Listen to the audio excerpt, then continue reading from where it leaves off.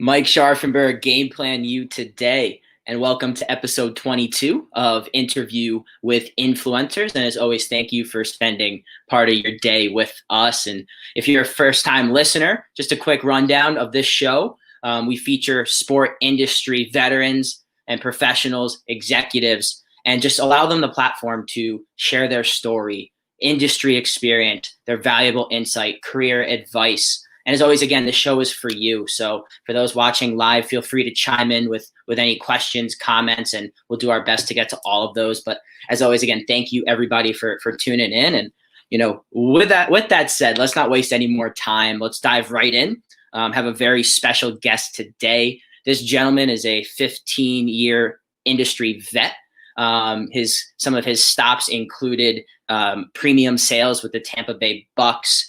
Followed by that, he made his venture into the corporate partnership world with Learfield, spent some time in Ohio at Toledo, worked his way over to Madison, Wisconsin, and the Badgers. And last 6 years, he's been with the corporate partnerships with the New York Jets. So let's give a big virtual round of applause to Dan Kaufmann. Dan, welcome.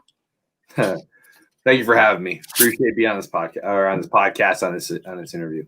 Podcast, YouTube video, Facebook, LinkedIn Live. We got it all. Awesome. We got it all. So Dan, thank you again so much for the time. And, before we dive into your background, I did want to point out, I know how when we connected via LinkedIn and, you caught me off guard by shooting a message, introducing yourself and just serving as a resource.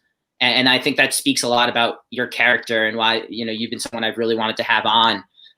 So I'm curious, because I know you're involved in a lot of different mentorship programs and giving back. Like, first off, how do you find the time? And second off, like what motivates you to be a part of that?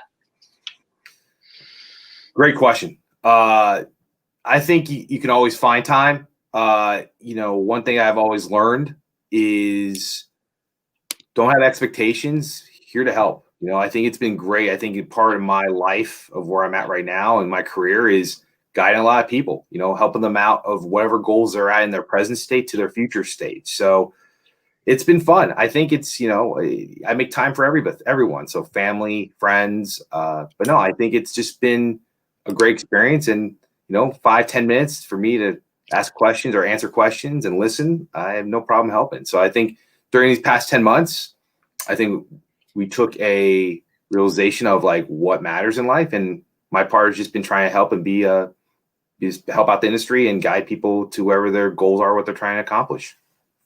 I love it. You can always make time, right? If you really want to do something, you can always make time. And, I can speak from, personal experience, but the impact, just the few conversations that we've had, the questions you've asked me, the hard questions, but again, really appreciate it, as do a bunch of career seekers. So with that said, let's dive in. And for those who don't know, who is Dan Kaufmann, and walk us through that career journey, how you got to where you are today.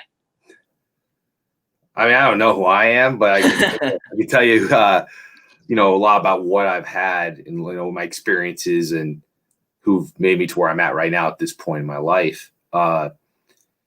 Big thing here I've learned in general is you never know where your journey is going to go.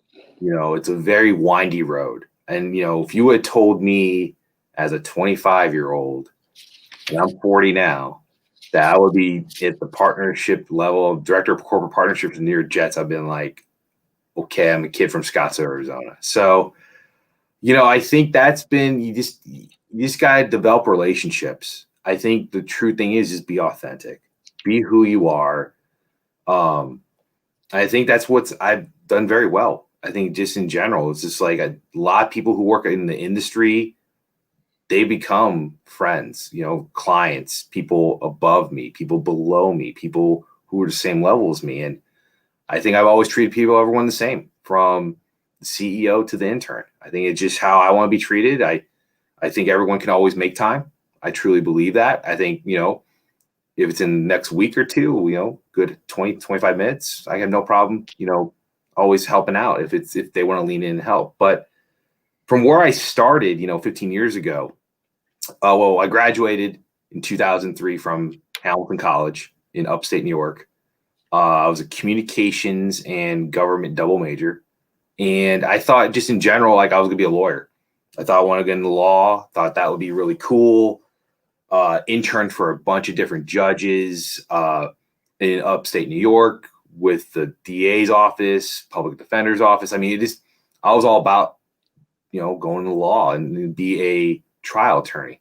And so before I did that, before I went to law school, I actually was a legal assistant in Los Angeles for it's a now dissolved firm called Heller Ehrman. And I was, 23-year-old, creating deposition papers, pleadings, and just learning everything. And I found a lot of these people that I was working with, they were making a lot of money, but it didn't seem like they were happy.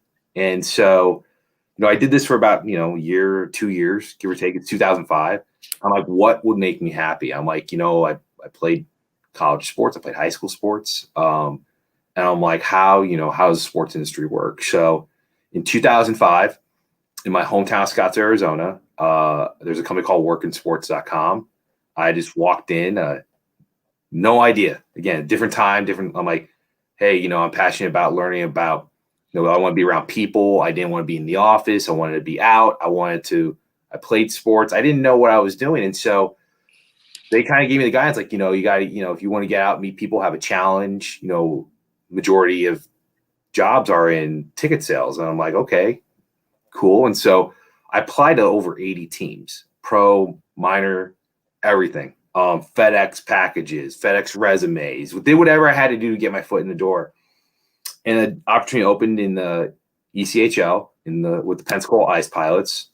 I literally learned everything. It was probably one of the smartest things I ever learned at that age. Is I got involved at everything from the ground level up, from putting dasher boards up, painting the ice, game operations, radio, team travel, ticket sales, group sales, sponsorship sales, learning a radio board, learning broadcast, accounting. I mean, I had opportunity to really learn every aspect of that, of just sports in general at, again, minor league level team. Then opportunity happened where there was a customer service open job at the Tampa Bay Buccaneers, and I did it. I said, I want to get in the NFL. My goal was to get in the NFL, and I got in the NFL, at the age of 26, and did that for 3 months. And then I got into being a seller, selling group tickets, season tickets, suites. And so during that time from 6 to 10, got 2 graduate degrees from the University of Tampa, MBA and an MS in marketing. And it really evolved my thinking a lot of, I wanted to keep growing, and I wanted to get in and just learning so much in marketing, because at Hamilton, it was a liberal arts college. So I never took any business courses at all. So this complemented my skill set at that age, and learning about business, learning about industry, creating plans and solutions that work for, government agencies, businesses, private companies. I wanted to do that. And so the opportunity opened up where I had to take a step back to take 3 steps forward. And I went from an NFL team to Toledo, Ohio with Rocket Sports Properties, had opportunity to learn a lot, made a lot of mistakes, learned from a lot of mistakes. So we did partnerships with all University 2 athletics in football, basketball, women's basketball. Those were the 3 main sports. Did some soccer. Was there for 2 years till 12.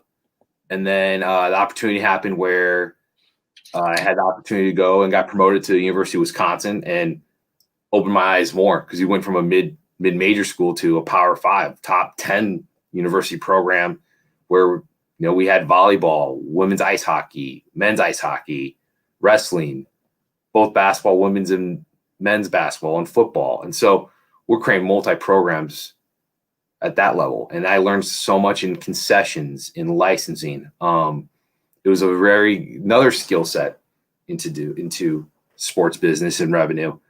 Opportunity happened again, 2015. And that's where I've been since. I got an opportunity to be a senior manager. So I got hired at senior manager level at being in the corporate partnership team. And this was my goal. Like, I wanted to get, I think as time went on, I wanted to be in sponsorships for an NFL team. And a few years later, got promoted into senior staff at at director level. And so been in that role since, and a lot of projects we're working on, just, high level thinking, very intricate programs, working with the stadium, working with the New York Football Giants, working with a lot of different stakeholders. So that's where I've been at now. Just finish up year number 6. My anniversary was 6 days ago.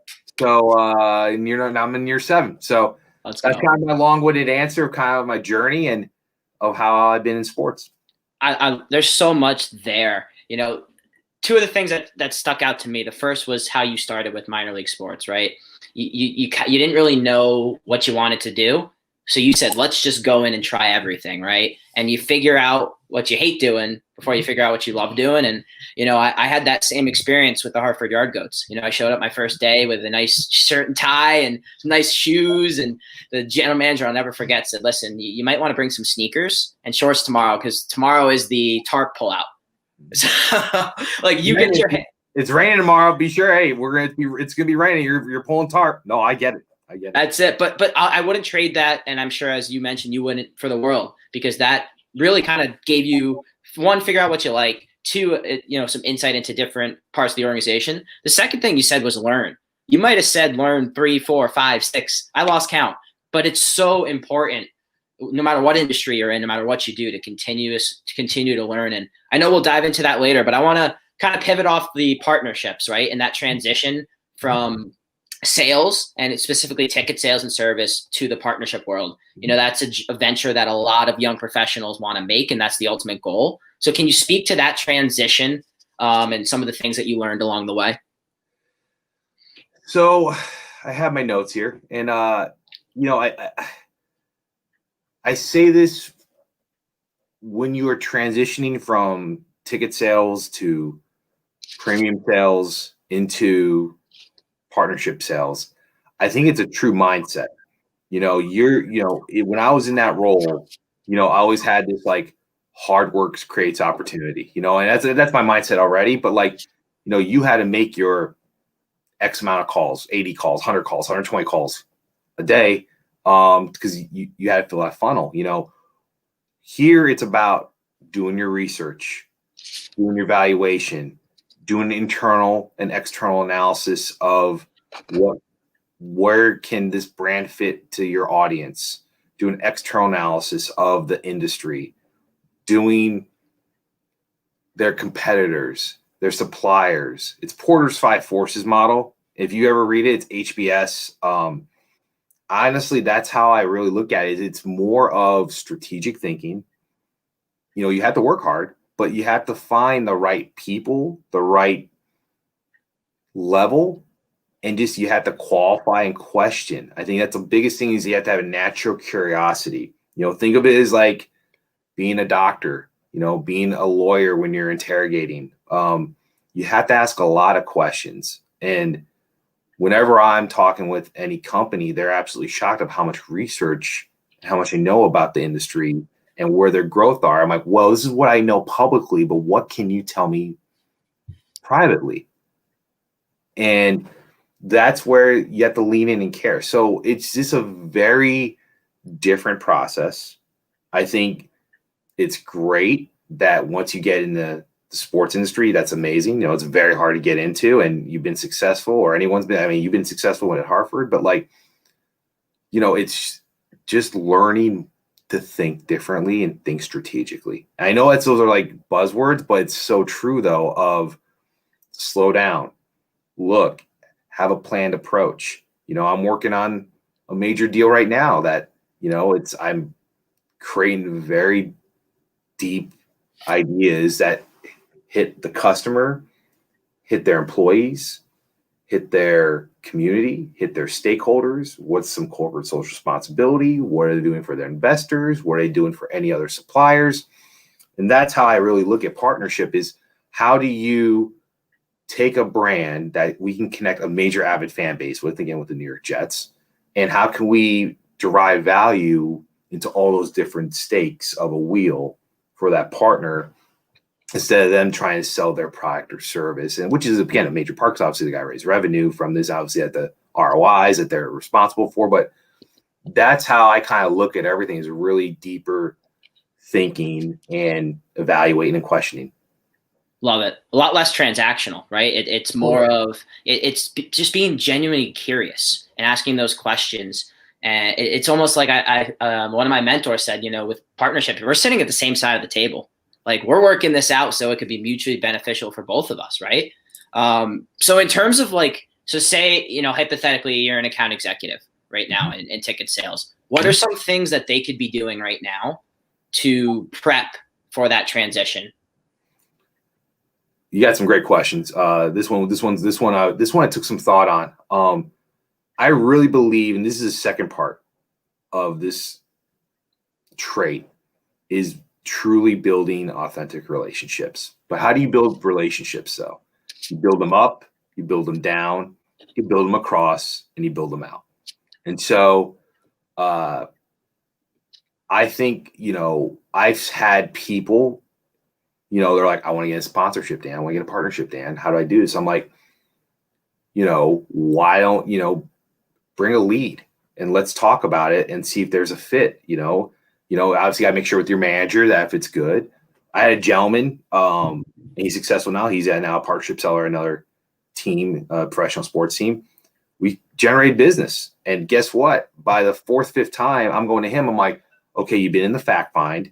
We did our needs analysis. We asked all the questions. What do you think? How would you do this? And then he's starting to think of how a good solution-oriented problem to connect to our fans with this brand was. And by the time I'm like, you're ready. And I think so. That's the biggest thing is you have to involve yourself, and you got to have questions. You got to build that trust. You got to, because you never know. I mean, you're right now in your again, I always say this, you're in your present state right now, but you got to think in your future state. And I think every time when I'm talking with people, I'm like, where do I want to be? Where would I be in their seat? And these are people I always talk with. I'm like, okay. And I might ask that question of why they said that.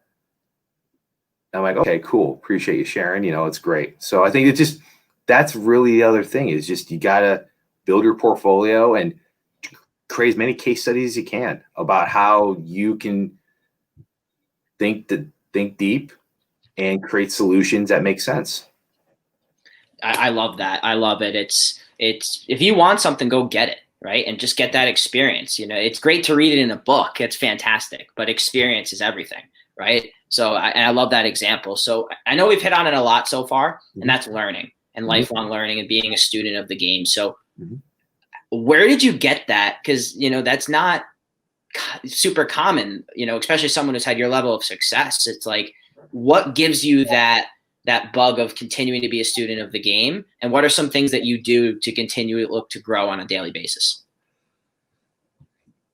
My mother and father were educators. They instilled that in me. I think, I always consider myself as one of the dumbest people in the room. I have that mentality because I always want to learn from other people and learn from what they're having.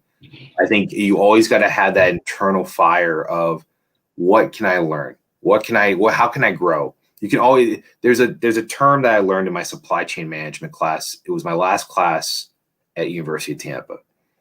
And it's a phenomenal term. It's called Kaizen. Kaizen is continuous improvement. And that trait, it's been phenomenal. Toyota practices, and I'm not going to go into detail just of timing, but it's always continuously improving of what else can you do better to make yourself a better wherever you want to be. So even right now, while I'm getting my doctorate at University of South Florida right now, and I'm writing about sponsorship sales cycles, what am I doing is I'm giving something back to the industry. I'm helping out the university, hopefully with some skills that need to be taught for people who want to get into sales or sports. And, in due time, if I can get stuff published that academically great, that would be good for the academic community. But I always try and learn complementary skill sets. Even this past year, I was invited through University of South Florida, where I'm getting my doctorate, to do this certificate program in tourism and hospitality and management.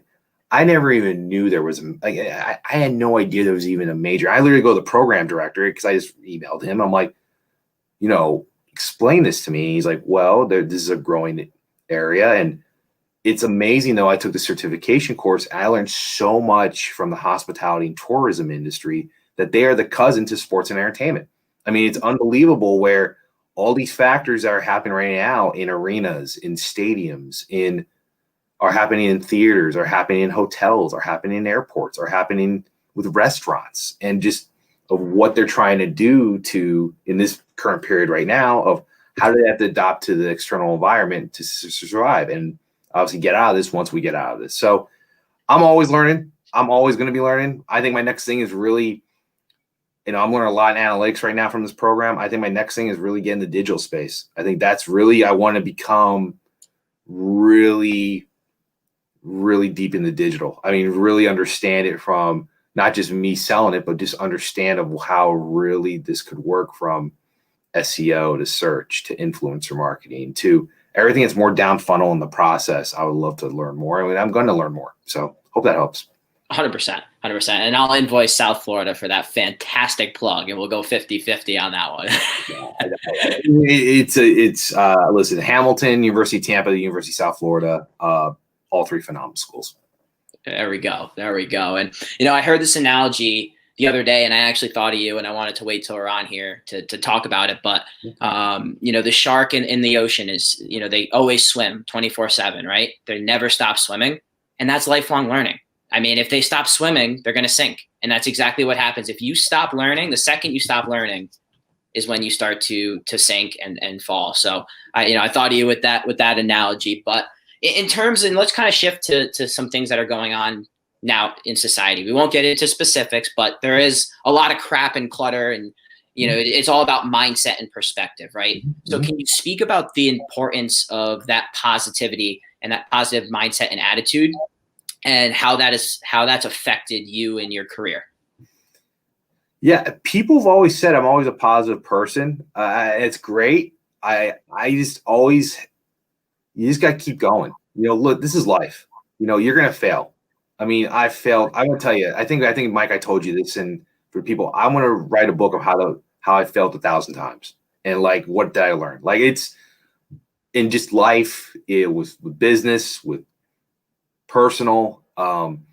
It's just how do you, when you aren't listening and taking in and you're making the same mistakes multiple times, and you're not changing your behavior, that is, it's a definition of insanity, expecting the same results, without changing your behavior. Or no, was it?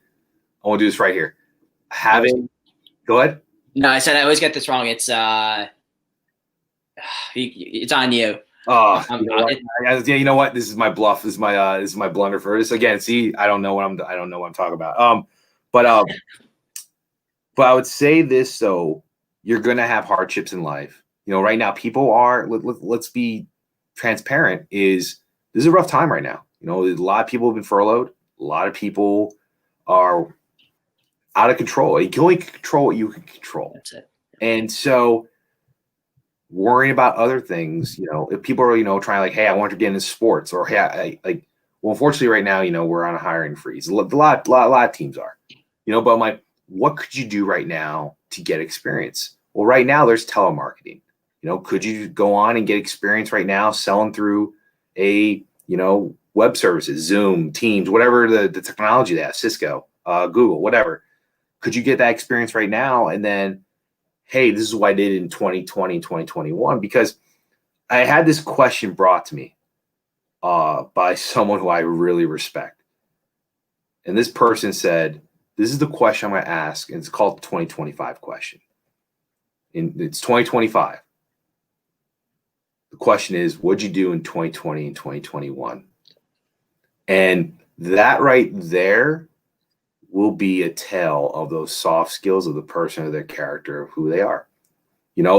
I love my wife. I try to watch Friday night movie with her just because I gotta be a good husband. But some TV shows I've watched a little, but I might have, I have CNBC on, all the time, just because I want to hear what's going on in the market, or I'm working on whatever we can do by obviously with partnership stuff or whatever we can get going from there. What am I doing the off hours of connecting with people, giving back? It's been it's just been a way of where like I've gotten 3 certifications. I'm finishing up my doctorate. And again, I'm not saying, oh, I'm so great. It's just, how do you apply yourself? And I think that's something for anyone listening to this, watching this. I think you guys really challenge yourself and find, start with something small and always build and get that win under your belt. And then what else? And what else? And then it becomes kind of addicting. Like my goal last year, this is again, I wanted to read 1 book a week, right? I wanted 52 books. This is before a pandemic. This was in January. I'm like, I'm going to do this. At the end of it, I read 65 books in 1 year. And so like, it's just, and I tell you, it's a great thing, a great app. A good friend of mine, colleague of mine on the organization I work with is called Goodreads. And there's all these amazing books that people rate. And I've had a lot of friends now join it. And like, because people are like, oh, give me a good book. And it's like, and there's like, well, here, this is one I just read on Goodreads. And I'm like, oh, cool. And then guess what? I just go Amazon because, again, we're in the world of digital. I'm like, cool, one click buy, bought the book. So it's what I've been doing. So I hope that answers the question. 100%. And that kind of hit on to the question I always love to close with. And so I want to kind of dive a little deeper into that, right? So say you graduated in May, right? Mm-hmm. You're a college student or you got let go from your first job in sports, whatever it may be. And, you're saying, go out, grow, get better. And, say that individual's struggling with that. Like, I don't really know what to do. Can you elaborate a little bit more on that and advice you would give to that person? Yeah, this question's been brought up a lot to me over time. They're like, hey, what can I do right now? What can I do? I've had 2 different routes on this. And it depends on the person, depends on, you, the listener, viewer, or listening to this. There are 2 routes, I think. One is get experience, find experience. It doesn't matter. If you want to get into sales, if you want to work for a sports team, get sales experience. Say, this is what I had to do to get a job. Take your ego out of the equation. It doesn't matter. You're getting experience. What did you learn from that experience? How can you apply that to whatever job you're applying to? I think that's been great. Again, those are there are jobs out there. And again, you got just how I left Tampa, an NFL team, to go to Toledo. I took my ego out to go to a mid-major school because I knew I had to do that, but I'm looking long-term at where I want to be. So that's one area. Again, I think, people are like, what about sports? I think it's just getting experience that could be relevant to whatever job you want to get to. And again, if there are people like you trying to get an industry or anyone else trying to get an industry, like, it's going to be ticket sales. I'm not going to say it because as my social scientist hat would say, I'm not going to say, oh, it's going to happen, but it's a high probability that you're going to be in ticket sales, like what I had to do. So there might be other ways of analytics. There might be other ways of interning. But I think that the highest probabilities anyone who's going to get for the sports organization will be in ticket sales and inside sales. The second part of where I look at is because this is going to take a while, there might be opportunity for you to go to grad school. And, if you want to get your MBA or get something that's complementary to what your undergraduate study was. I think people that got hypothetical, they got their bachelor's in marketing. I wanted to get an MBA with a marketing concentration. I would do something completely different: finance, economics, analytics, because all you're doing is, I don't say wasting time because I don't believe waste time is education, but you're not maximizing your opportunity. So I think you got to learn complementary skill sets. That's what I did. That's what I believe in. So I think that's the other route is, going in, getting your graduate degree. Could that be an MS in analytics? Could that be an MBA? Could that be an MS in marketing? I don't want to be biased of where I went, but you guys have heard where I went. But it's just one area where I think if that's what you want to do, like there's some great programs that if you can get into, that will set you up with their alumni network, and it will be a higher probability that maybe you'll be able to get a job, in the next 1 to 2 years or whatever, how long the program is. So that's my 2 areas of what I would kind of say. But you got to find a way to make one, man. I mean, that's how, Mike, you're a hustler, you know what I mean? So like you got to find a way to make one. I think that's the biggest thing. I had a person I talked with yesterday or 2 days ago. No, it was yesterday, excuse me. And this person's like, I've emailed this person 8 times and they haven't responded back. And I'm like, okay, is that the best you can do? What else can you think of? Is that really the best you can do? He's like, well, what do you mean? I go, is that the only person you try to reach out to in the department? Are there other people? Are there people on his LinkedIn that you might have a connection with, that might have an introduction with?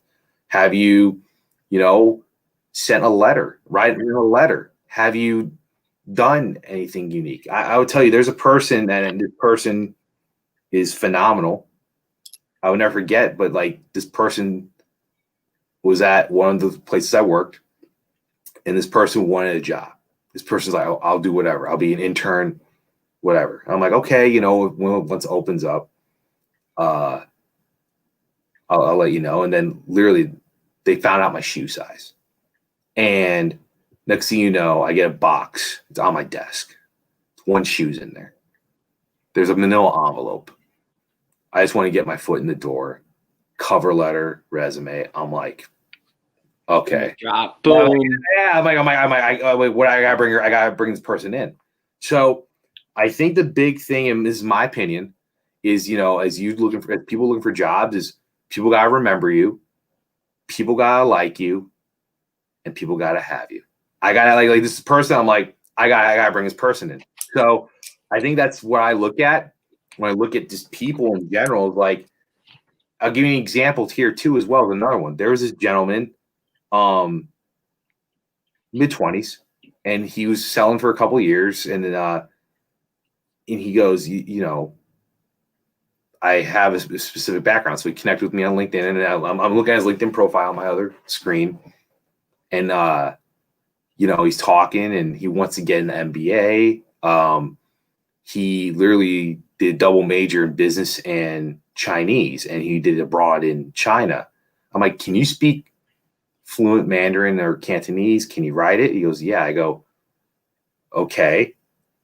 Then all of a sudden, if I'm an MBA team on the West Coast, or any MBA team going into China, or anyone that's going into the Asian market, China especially, this might be a good person to have, because it's a complementary skill set. Because again, I don't know Mandarin. I don't know. And again, if that's what we were doing, like, you know what I mean? So I got to have this person. I thought that was really cool. So you got to build your resume skill set. So I hope that helps. 100%. It's one word: value. What value are you going to bring? And that's not just from sales. That's from any career path you want to get into. And I love that question that you asked, like, what did the 2025 question? What did you do in 2020? It's so true. And at the end of the day, these hiring managers aren't going to be looking for, you didn't have to write a book, right? But they're looking to see if you were proactive and took steps to get better. And that at the end of the day, and that could be simple as starting a podcast. That's where this podcast was formed at the beginning of the pandemic. And it's going out there and making an effort to grow and get better is the skills that you can't teach. So I love that. So Dan, in terms of, you speak with a lot of career seekers, right? Reaching out, looking for advice. What are some trends that you see? And you can go both ways, positive and negative. Like, what are some trends? And you get off the phone, you're like, that guy or gal is a rock star. And then, or the other way where, I don't know, he needs some work. Like, what are some things that you see in terms of those positive and negative trends and personality qualities? This is what, in my opinion, what I like. This is a great question. I look at soft skills. I think soft skills are more important than hard skills. If someone's doing the soft skills, they can be taught. What are soft skills? So just to clarify, if I'm on a video conference call and they are not in a blouse or button-down t-shirt, they're not ready, it's unprofessional, that's a big negative. I'm very big about, like, no matter what, you're in the present state, how are you going to act in the future state? You're going to see me saying that all the time. Like, how are you going to act in your future state? What are you going to be looking at? Though they always say dress for your job you want to have. I just think like how you want to be in the future. And so that's a major thing for me. I think others is, a lot of people don't do their research. Like, they don't have questions. I learned this a few years ago, but like how I conduct all my meetings are, I have a declaration statement of, like, this is what I want to accomplish. I want to accomplish point 1, point 2, point 3. I have some questions about points 1, 2, and 3, and then what are our next steps. And it's so funny, like it's just how I run every meeting at any time. I do this with you. I do this with business. I do this with friends. I do this, or and not friends, but like anything at all that has to do with that. This is how I run a meeting. I think a lot of people, I really mean this, are never prepared, never looked at a LinkedIn profile, do not have questions, have not done any research about the Jets, have not, just do their due diligence. And I think that's literally like, if people did that, you're halfway home. I think have questions ready. You can never have enough questions. I've learned that as I get older. Is I have a question. If I'm in, like, let's say I'll do a business example. If I'm doing a fact find, I now create a question tree. So I'm now kind of prepared where if they say this, then what about this? I have so many, I try now to have as many questions to either confirm the research that I've done or ask new questions. And so that's how I think a lot of interviewees are going to do this. That's how I believe in it. Not a lot of people do that. I think if you do that, be prepared. Well, if you're not prepared, how would you be prepared for the job? Because I only know what I know. I try to minimize bias. I try to minimize everything, every call I do. And I remember right when you said you were buttoned up shirt, you're ready to go. I'm using you, Mike, as an example. You had questions, you're firing away. I'm like, I like this guy. I like it. I'm like, look how I am. I now obviously know you. I like it. And now, like, obviously, if time goes on, if the opportunity happens, like, yeah, could this be a great opportunity for you to us as we go down the line? So, like, I would say this though, like, that's what I would share with everyone here. I would say this as well is, don't ask for the job, or are there any hirings opening?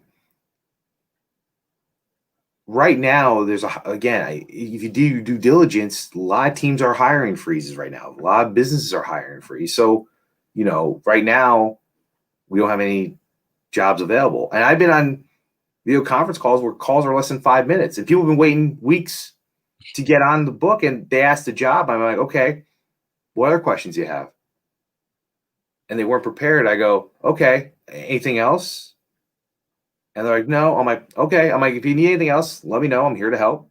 So again, just be prepared, have questions, have an agenda, and have a next step.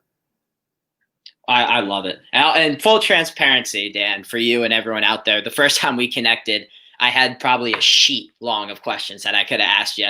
And I don't recall that asking for a job. I don't, because at the end of the day, we're going to have a formal relationship.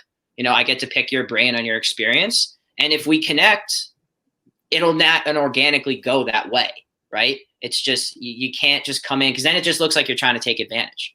And, it's just got to be a two-way street there. So I love it.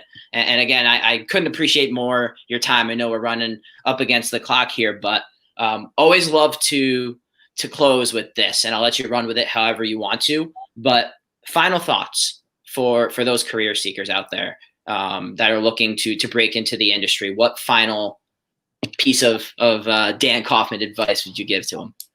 I actually had the same question brought to me. I'm going to use the same exact quote. Love it. Network, network, network, network, network, and network. And get to develop a true, authentic relationship. Be yourself. Tell your story. Be prepared. I think, in my opinion, right now in this time, a lot of people in the industry, in the sports industry specific, and entertainment industry, are giving their time back.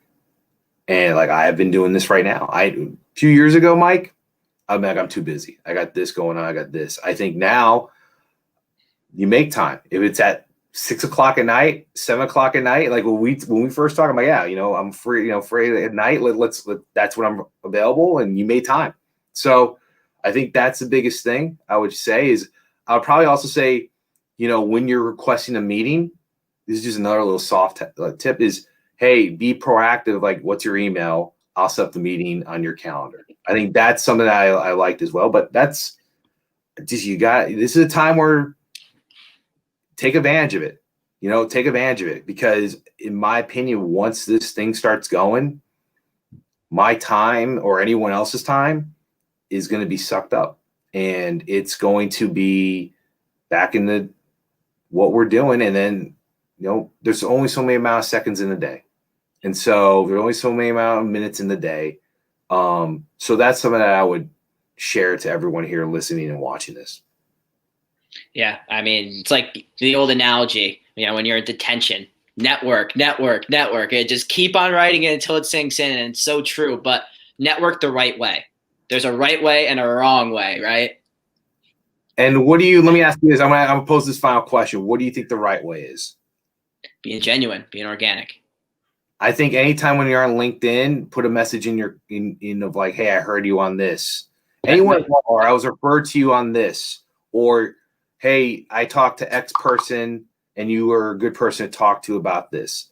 When you're going through either emailing, LinkedIn, any other aspect, snail mail, put in of like, what's the warm air reduction? And just that's being true. Like I get ads all the time. I have no idea how this person found me. So it just, anyways, but I appreciate, you having me on, and whatever I can do to help, this, Mike, and anyone else too, listens to this, hears this, watches this, find me on LinkedIn. It's just, Dan Kaufmann, just look it up. It's D Kaufmann, I think is my name, but, I'm here to help. There you go. You heard it there. And I'll throw it when we get this posted. I'll throw Dan's link in there. And again, Dan, thank you so much. I know it's a busy time. Thank you so much for your time and valuable insights. The nuggets were flying around, so I hope everybody had their notebooks ready. And for everybody out there, keep swinging, keep grinding, keep striving to find a way to separate yourself, make that positive impact on others, and you'll get to where you want to go.